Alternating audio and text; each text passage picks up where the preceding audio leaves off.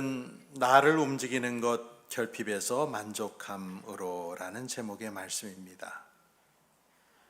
지난주 한 주 동안은 저는 집에서 냉장고도 고장나고 세탁기도 고장나고 그래서 고장난 가전제품 때문에 조금 애를 먹었습니다. 얼음이 녹고 또 기능을 상실한 가전제품들은 기사가 와서 고치면 되지만 고장난 인생과 고장난 인간은 무엇으로 고칠 수 있는가 한번 생각해 보고 싶습니다.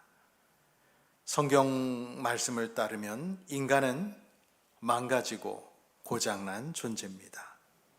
처음부터 망가지고 고장났던 것은 아닙니다. 피조물인 인간이 창조자를 신뢰하지 못하고 하나님으로부터 뒤돌아섰을 때 인간은 망가지고 그래서 우리 안에 부족함, 결핍이 생기기 시작했습니다. 아담과 하와 부부의 이야기가 적힌 창세기에는 두 사람이 하나님을 거역한 직후에 수치심을 느끼고 두려움이 몰려온 것을 전해주고 있습니다. 수치심과 두려움은 사람의 가장 깊은 속에 내재된 피하고 싶은 감정입니다. 저도 때때로 악몽을 꾸거나 좋지 않은 꿈을 꾸면 항상 수치심에 관련된 꿈을 꾸곤 하는데 그걸 보면서도 수치심을 우리가 어떻게 느끼는지 얼마나 두려워하는지를 알게 됩니다. 하나님처럼 되려는 인간의 욕망이 인간의 인간됨을 파괴했습니다. 아담과 하와 부부는 죄를 짓자 하나님을 무서워하면서 하나님의 시야를 피해 숨었습니다. 그 이후에 삶의 터전인 땅도 저주를 받아 인간은 땀 흘려야 그렇게 수고해야 먹고 살 수 있게 되었습니다. 아담과 하와는 결국 에덴 동산에서 추방되어서 결핍 속에 살아가게 되지요. 이들 부부가 낳은 가인과 아벨 그 아들 때에 이르러서 인간의 소외와 결핍은 더 두드러지게 나타났습니다. 가인은 동생 아벨에 대한 시기와 질투심에 눈이 멀어서 자신의 제사 제물을 받아주지 않으신 하나님에 대한 원망 속에 혈육인 동생을 죽이는 살인을 저질렀습니다. 살인을 저지른 후 가인은 이후로는 자신의 안전이 확보되지 못한 것을 두려워하면서 하나님께 자기의 안전을 보장해 달라고 요청을 하는 내용이 창세기 4장 14절에 나옵니다. 그 후에 가인은 주님 앞을 떠나서 에덴의 동쪽 놋 땅에 자리를 잡게 됩니다. 세월이 지나면서 아담의 후손들은 왕성하게 불어나 땅 위를 채웠지만 세상은 죄악으로 가득 차고 사람의 마음에 생각하는 것들은 언제나 악한 것들 뿐이었다고 창세기 6장 5절은 이렇게 말합니다. 주님께서는 사람의 죄악이 세상에 가득 차고 마음에 생각하는 모든 계획이 언제나 악한 것뿐임을 보고서 결국 노아 때에 홍수 심판이 인류에게 내려졌죠. 죄는 재앙을 가져왔습니다. 영적으로나 육체적으로나 척박한 환경에서 스스로 투쟁하며 먹고 살아야 하는 그 생존에 직면했습니다. 하나님 중심에서 자기 중심으로 이동한 인류는 불안정한 환경 속에서 살아가게 된 것이죠. 에덴 동산에 있는 생명나무와 차단이 되면서 인간에게 찾아온 것은 결핍이었습니다. 그 이후로 세월이 많이 흘러서 후대에 이스라엘 민족이 살아갈 때에 이스라엘은 하나님에 대한 죄를 지어서 나라가 멸망 직전에 처하게 됐는데 하나님은 그 당시에 예레미야 선지자를 통해서 그들이 지은 죄의 핵심을 분명하게 알려주십니다. 그것이 바로 구약 성경 예레미야 2장 13절에 나오는 말씀입니다. 우리 한번 같이 읽겠습니다. 참으로 나의 백성이 두 가지 악을 저질렀다.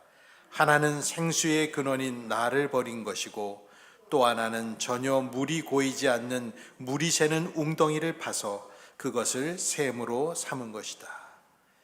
밑 빠진 독에 물 붓기와 같이 물이 새는 웅덩이를 파고 진정한 생수의 근원인 하나님을 떠나간 것이 인간의 죄악의 모습이었습니다.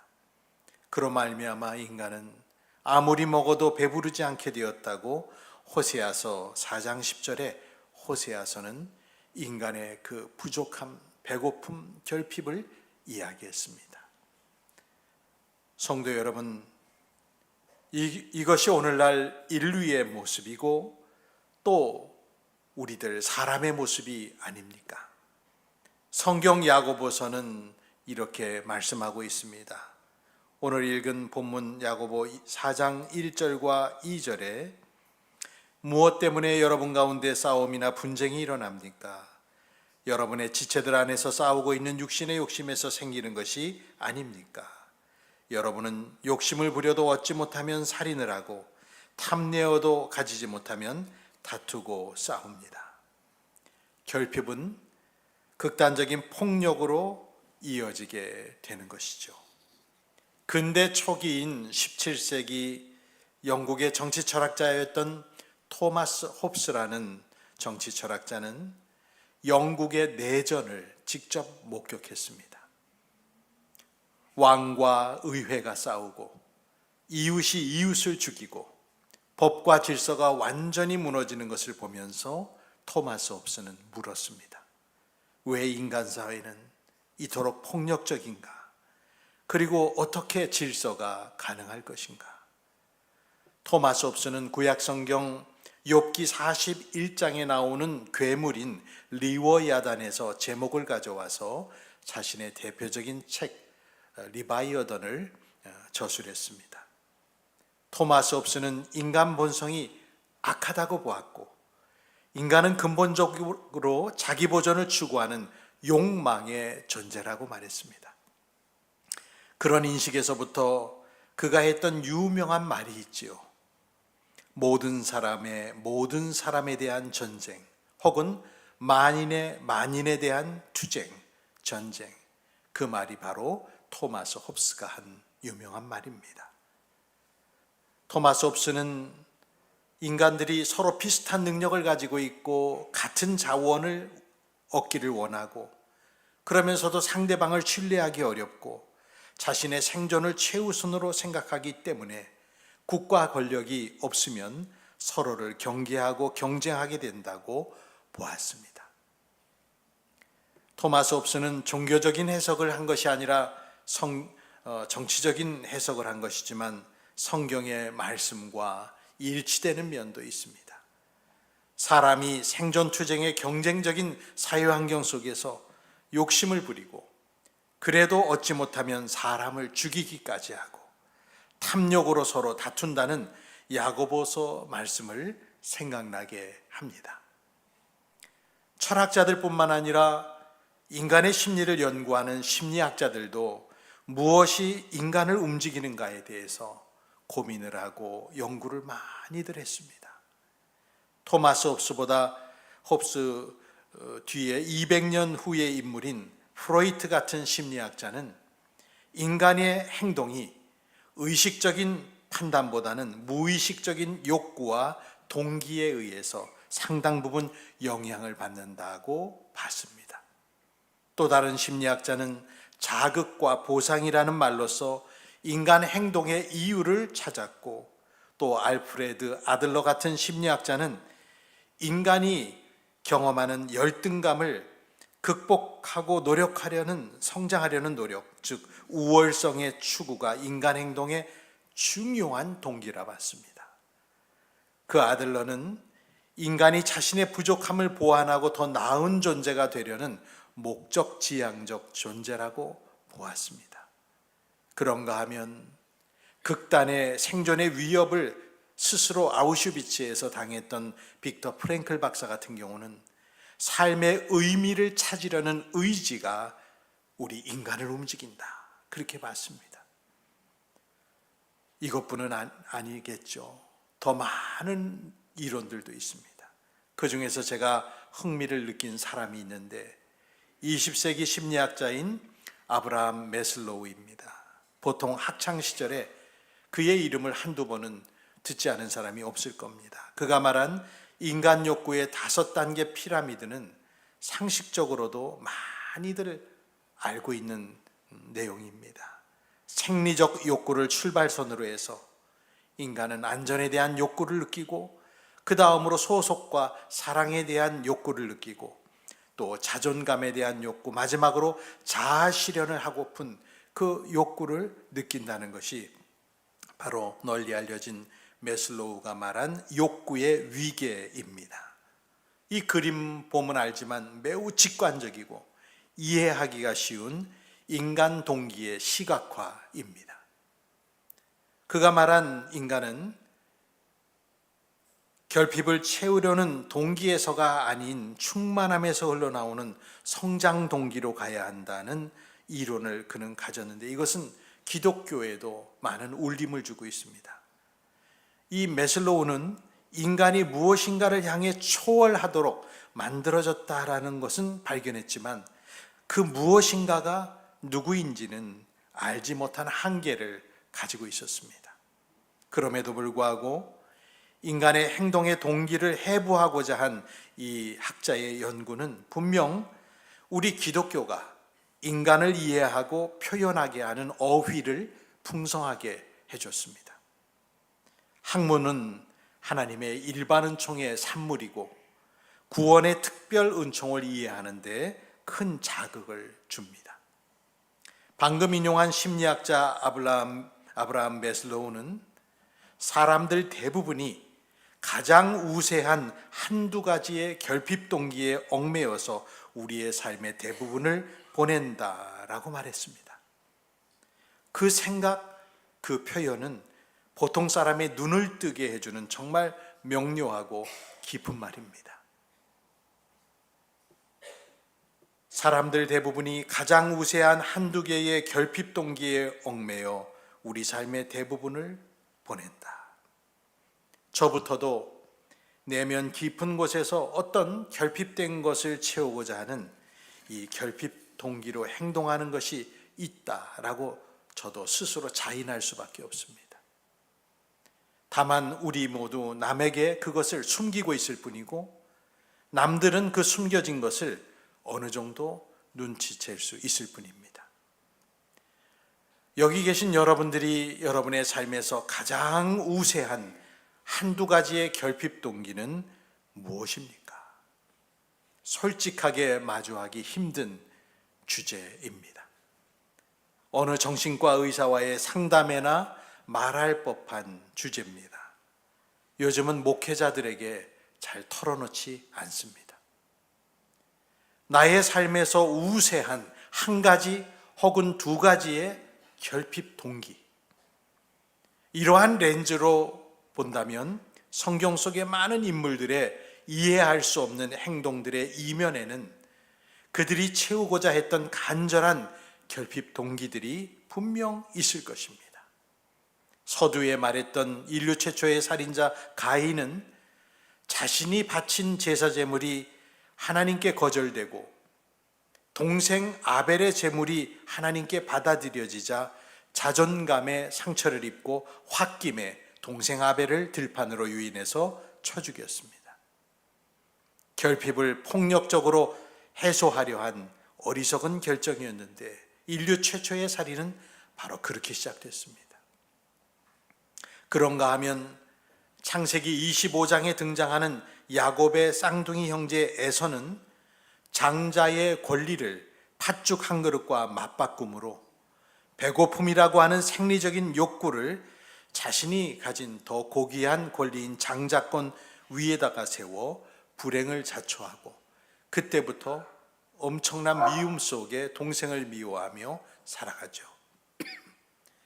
창세기 30장에 기록된 야곱의 아내 라헬은 자신의 존재 가치를 자식을 낳을 수 있는 생산 능력에 전적으로 귀속시켜서 자신에게 자식을 낳게 하지 않으면 자기는 죽어버리겠다라고 남편 야곱에게 화를 내며 말하는 장면을 봅니다. 라헬의 결핍의 핵심은 자식을 낳음으로 인정받는 것이었습니다. 언니 레아의 출산으로 인해 긁혀진 자신감을 회복하는 것이 유일한 당시의 삶의 동기였습니다.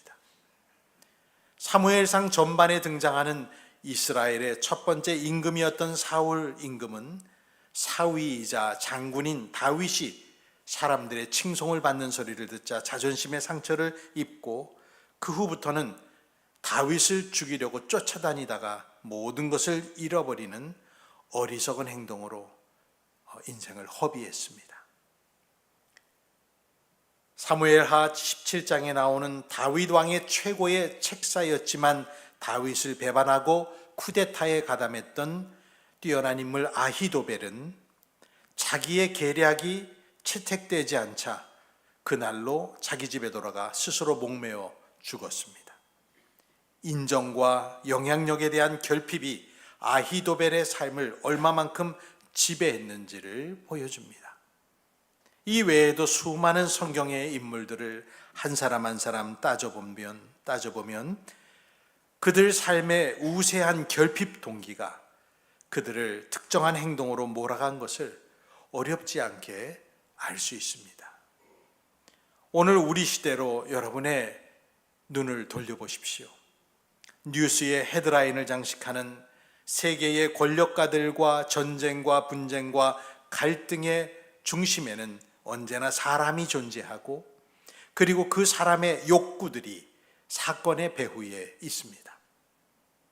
결핍 동기에 사로잡힌 인간은 자신의 내면적 공허함이나 열등감을 채우기 위해 타인의 칭송과 자기 과시에 집착하게 됩니다. 이런 행동들은 구약 성경 잠언서가 묘사하는 교만한 사람, 미련한 사람, 그런 전형적인 모습과 맞닿아 있습니다. 예를 들어 잠언 18장은 미련한 사람의 특징이 무엇인가? 자기 뜻을 드러내기만 급급하다. 늘 자기가 생각하는 것, 자기 뜻을 드러내는 자는 미련한 자라 말씀합니다. 그리고 미련한 사람은 다른 사람과 어울리지 못하고 자기 욕심만 채우는 사람이라고 잠언 18장은 이야기하고 있습니다. 20세기 초에 오스트리아 빈에 한 청년이 있었는데 그는 자신이 위대한 예술가라고 믿었습니다. 그림을 그렸고 꿈도 꿨습니다. 그러나 빈 예술학교는 그를 2번이나 떨어뜨렸습니다. 세상은 그의 재능을 충분히 인정하지 않았습니다. 가정에는 냉혹한 아버지가 있었고 예술가가 되겠다는 아들의 꿈을 무시했고 한 번도 아들에게 잘했다는 말을 해주지 않았습니다. 그 청년은 결국 빈의 거리를 떠돌며 극빈과 노숙을 경험했습니다. 인정받지 못한 상처, 아버지에게 굴욕당한 기억, 가난과 실패의 수치심, 이 결핍들이 그 안에서 조용히 발효되고 있었습니다. 그 청년의 이름은 아돌프 히틀러였습니다. 일부 전기 작가들과 심리학자들은 이러한 아돌프 히틀러의 경험이 그의 성격 형성에 영향을 주었을 것이라고 보았습니다. 심리학자인 앨리스 밀러가 이렇게 말하더군요. 히틀러는 태어날 때부터 괴물이 아니었다. 채워지지 않은 결핍이 방향을 잃을 때 그것이 파괴가 된 것이다. 옛날에 히틀러뿐만 아니라 오늘날 문제가 되고 있는 세계적인 인물들도 그들의 소란스럽고 비상식적인 행동 아래에는 조용히 움직이고 있는 결핍을 채우고 싶어하는 강렬한 비명이 자리하고 있습니다. 다만 숨기고 싶을 뿐입니다. 무슨 원대한 비전과 뜻으로 행동하는 것으로 사람들은 생각하지만 알고 보면 삶의 어느 지점에서 그가 받지 못한 사랑과 관심을 받기 위한 행동일 때가 많습니다. 저는 푸틴도 그리고 지금 미국의 대통령도 그리고 네타냐후도 모두 그러한 심리적인 요인을 갖고 있다는 그런 책을 보았습니다. 트럼프의 조카는 트럼프를 해석하는 그 심리학적인 책을 조카가 가정의 환경을 배경으로 쓰기도 했습니다. 인간의 오묘함 그리고 인간의 단순함이 우리는 그러한 책들을 통해서 배울 수 있는 점입니다. 만물보다 부패한 인간의 심리가 있습니다. 인간은 누구나 자신에게 결여되고 결핍되고 부족한 것을 채우고 보상받으려는 마음을 갖고 있습니다. 여러분도 마찬가지입니다. 저도 마찬가지입니다. 이것이 때때로 매우 자주 강력한 행동의 동기가 되어 우리의 인생을 불살라버리게 만드는 그런 동기가 됩니다. 여러분, 어떤 사람들을 보시면 항상 남의 눈치만 보는 분이 있습니다. 나를 뭐라고들 말하나? 나에 대해서 지금 말하고 있진 않은가? 시시각각 주변 사람들을 주시하면서 한순간도 편한 마음으로 주변과 관계 맺지 못하는 사람들, 이런 유형의 사람들을 우리는 삶을 통해 많이 경험해 봤습니다. 자기가 말한 후에 다른 사람이 어떤 반응을 보이는지 확인하느라 너무너무 이 사람들은 부산스럽습니다. 조그만 상처의 말에도 폭발하여 인격의 미성숙을 그대로 드러내는 사람들, 그것이 때로는 바로 우리 자신일 때도 있습니다. 최근 여의도에 있는 세계에서 제일 큰 교회라는 교회 목사님이 외국을 방문해서 수많은 경호원을 대동하고 최고급 승용차에 마치 외국 정상이 방문하는 것으로 착각하게 하는 화려한 의전을 해서 사람들의 눈살을 찌푸리게 하고 입방아에 오르내리는 것을 뉴스를 통해 봤습니다. 도대체 왜 그러는 것일까요? 높임받고 인정받고 다른 사람을 부리는 것은 일종의 쾌락입니다. 권력을 쥔 사람들이 놀이를 하는 것이죠. 채워지지 않는 결핍은 반드시 무언가를 향해 흘러가는데 그 흐름의 방향을 결정하는 것이 바로 우리 신앙의 문제입니다. 저와 여러분은 예수 그리스도를 믿는 그리스도인들입니다. 우리는 우리의 삶의 만족을 하나님 안에서 얻을 줄 아는 사람들입니다.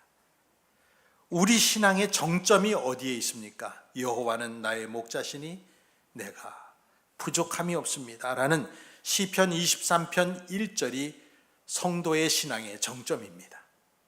하나님 안에서 자신의 결핍 욕구를 안정적으로 만족시키고 살아가고 있는 사람들이 바로 신앙인인 것이죠. 다윗은 또 다른 자신의 시편인 오늘 우리가 읽은 본문인 시편 16편에서 하나님께 감사의 찬송을 올렸습니다. 마음과 몸을 주장하시는 하나님이 매일 자기와 동행함을 깨달은 다윗은 삶의 기쁨이 넘쳤습니다. 우리 9절부터 11절까지를 함께 읽어보겠습니다. 함께. 주님 참 감사합니다. 이 마음은 기쁨으로 가득 차고 이 몸도 아무 해를 두려워하지 않는 까닭은 주님께서 나를 보호하셔서 죽음의 세력이 나의 생명을 삼키지 못하게 하실 죽음의 세계에 버리지 않으실 것이기 때문입니다. 주님께서 몸소 생명의 길을 나에게 보여주시니 주님을 모시고 사는 삶에 기쁨이 넘칩니다. 주님께서 내 오른쪽에 계시니 이 큰 즐거움이 영원토록 이어질 것입니다. 아멘. 다윗은 불만족으로 범벅이 되어 있는 사람이 아니었고 시기와 질투로 가득 차 있지도 않았고 대신에 그는 하나님이 날마다 주시는 좋은 생각들로 가득 차 있었습니다. 시편 16편 오늘 7절에 이렇게 말합니다. 주님께서 날마다 좋은 생각을 주시며 밤마다 나의 마음에 교훈을 주시니 내가 주님을 찬양합니다. 다윗도 다른 사람처럼 삶의 고난이 많은 사람이었고 적도 많았고 그 스스로 무흠한 사람이 아니었지만 그럼에도 다윗은 삶의 만족을 하나님에게서 얻을 줄 아는 사람이었습니다. 다윗은 자신의 삶에 하나님을 모시고 살았다고 11절에 말했죠. 주님께서 자기 오른쪽에 계신 것으로 늘 확신했습니다. 다윗이 그렇게 할 수 있었던 이유는 10절에서 말한 것처럼 죽음의 세력도 자신을 삼키지 못하게 하실 하나님의 보호하심과 자신을 버리지 않을 것을 확신했기 때문이었습니다. 자신을 푸른 초장으로 인도해 주시는 분, 바른 길로 인도하실 하나님을 신뢰했다고 시편 23편에도 말씀합니다. 신약성경 야고보서도 야고보가 말하는 내용이 무엇입니까? 세상과 벗하지 말고 주님을 가까이 하며 그분께로 날마다 다가가라고 야고보서 4장 4절과 8절에 조언했는데 4장 8절을 함께 읽겠습니다. 하나님께로 가까이 가십시오. 그리하면 하나님께서 가까이 오실 것입니다. 죄인들이여 손을 깨끗이 하십시오. 두 마음을 품은 사람들이여 마음을 순결하게 하십시오. 예수님을 자신의 주인으로 모시고 사는 그리스도인은 자신의 삶에 있는 결핍된 것을 채우기 위해 정신없이 달려가는 목적 없는 삶을 살지 말아야 됩니다. 많은 사람들이 그렇게 살다가 중년 이후에 갑자기 회의감을 느끼고 무의미와 우울함에 빠지고 있습니다. 소망인교회 가족 여러분, 여러분의 마음을 혼탁하게 하는 결핍 동기의 영향에서 자유로운 사람으로 살아가시길 축원합니다. 육체를 가진 인간이라면 어느 순간도 이 결핍 동기에서 완전히 벗어날 수는 없습니다. 그래서 우리는 날마다 그분의 말씀 안에 거하기를 힘쓰며 우리 안에 진리의 말씀이 거하여 우리를 자유케 해주실 것을 소망하며 살아가야 됩니다. 예수님은 우리에게 죄의 종이 되지 말아라 라고 하셨습니다. 대신에 진리로 자유하라 라고 하셨는데 요한복음 8장 31절 32절의 그 귀하신 말씀을 우리 함께 읽겠습니다. 예수께서 자기를 믿은 유대 사람들에게 말씀하셨다. 너희가 나의 말에 머물러 있으면 너희는 참으로 나의 제자들이다.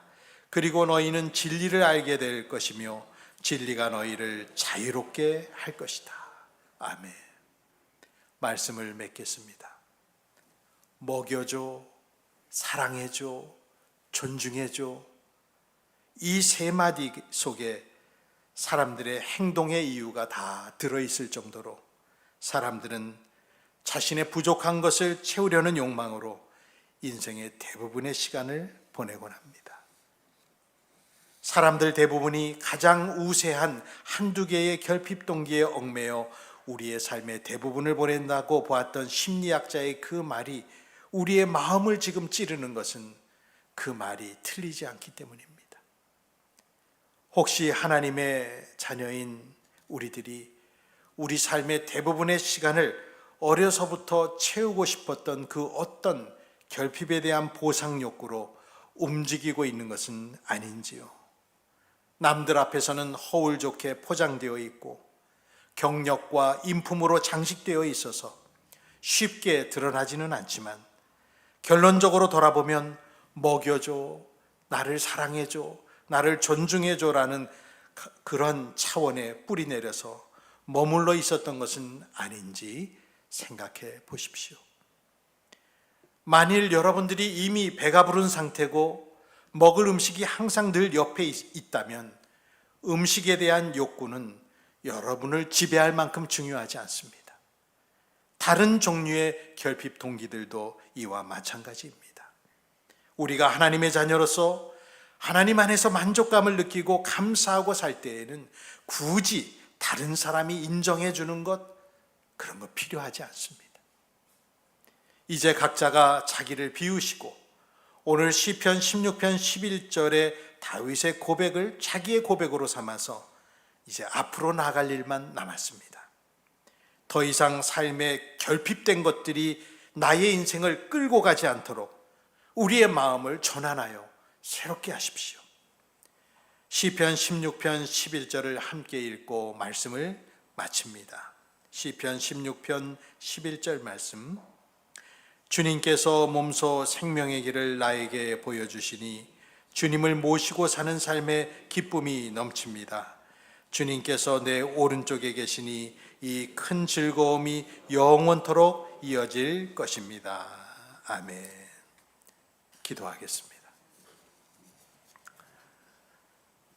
사랑과 은혜의 하나님, 오늘이 주신 내용을 통해서 우리를 돌아보았습니다. 주님, 나의 인생 전체를 움직이고 있는 동기는 무엇입니까? 어려서 받지 못한 사랑입니까? 아니면 남들의 인정을 받지 못하고 또 남들의 존중을 받지 못해서 고달파하는 내면의 그러한 미성숙한 모습입니까? 주님, 겉으로는 그리스도인이라 하고 날마다 교회에 와서 찬송하고 예배한다 하지만 마음 저 깊은 곳에는 그 채워지지 않는 결핍을 채우기 위해 몸부림치는 혹시 어린아이가 나에게 있지 않은지 돌아보니 이제는 몸만 성숙한 어른이 아니라 마음도 함께 성숙한 진정한 성인의 신앙을 갖게 해 주시옵소서. 때때로 우리의 행동은 매우 부자연스럽습니다. 남에게 강하게 보이려고 하고 때로는 그것이 소극적인 모습으로 나타나고 부끄러움하는 모습으로 나타나며 어떤 이들은 너무나도 폭력적인 모습으로도 나타나고 갈피를 종잡을 수 없는 모습으로 우리의 인생을 헤집고 어렵게 하는 것이 우리 내면에 결핍된 사랑받고자 하는 동기들입니다. 주님, 이제 그리스도 안에 우리의 삶의 둥지를 틀고 그 안에서 주님을 모시고 날마다 그 안에 기쁨과 만족을 얻을 수 있도록 우리의 마음을 완전히 내려놓게 하여 주시고 버릴 것을 버리고 새 것을 취하여 새 사람 되게 하여 주시옵소서. 지금도 너무나 많은 그리스도인들이 허울뿐인 신앙생활을 하며 진정 자기를 움직이는 것은 엉뚱한 데 있어서 우리의 세상을 어둡게 하고 있습니다. 주님, 우리 교회 소마인교회 성도들 모두가 그리스도 안에 만족을 얻고 진리로 자유함을 얻는 참된 신앙을 인생의 끝까지 달려가게 하여 주옵소서. 예수님의 이름으로 기도드립니다. 아멘. 찬송 412장입니다. 내 영혼에 그 기 깊은 데서 맑은 가락이 울려나네.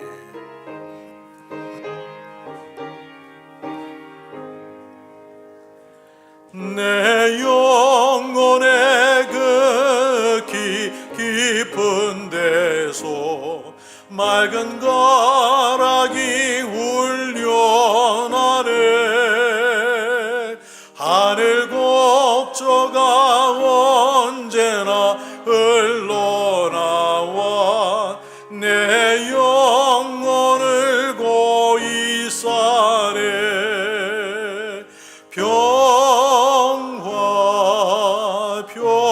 평화로다. 하늘 위에서 내려오네. 그 사랑의 물결이 영원토록 내 영혼을 덮으소서. 내 마음속에 솟아난 이 평화는 깊이 묻힌 보배로다. 나의 보화를 캐내어 가져갈 자 그 아무도 없으리라.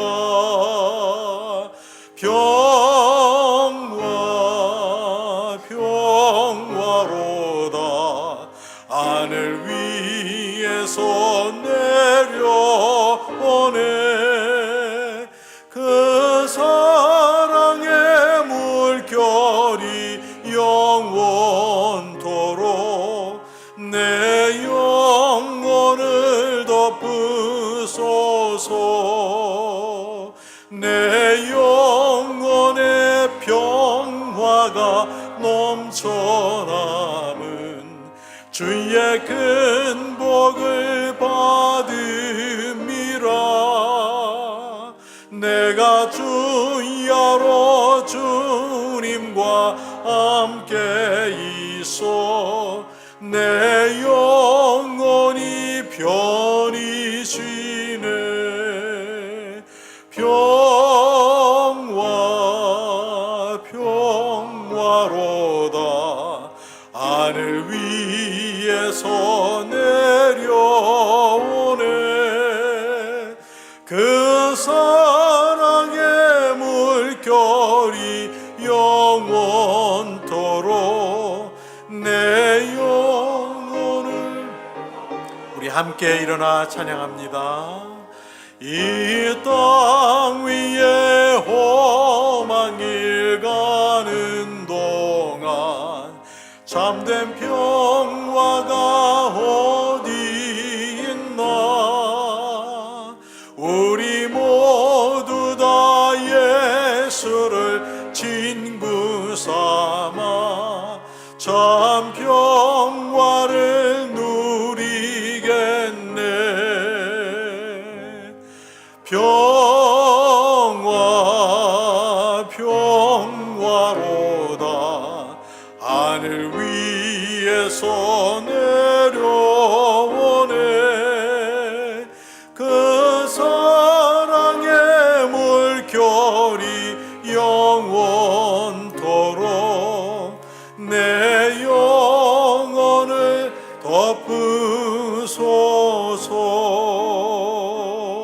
덮으소서. 기도합니다. 이제는 우리 주 예수 그리스도의 은혜와 하나님 아버지의 사랑과 성령님의 은총이 내게 결핍된 그 동기를 채우기 위해서 악착같이 살아가는 것이 아니라 그리스도 예수 안에서 주신 사랑과 평화를 누리며 주님 안에서 더없이 큰 기쁨 속에 인생의 모든 부분을 살아가기를 새롭게 기도하며 결단하는 성도들 위에와 가정에서 예배드리는 연약한 성도들 위에 영원토록 함께 있을지어다. 아멘.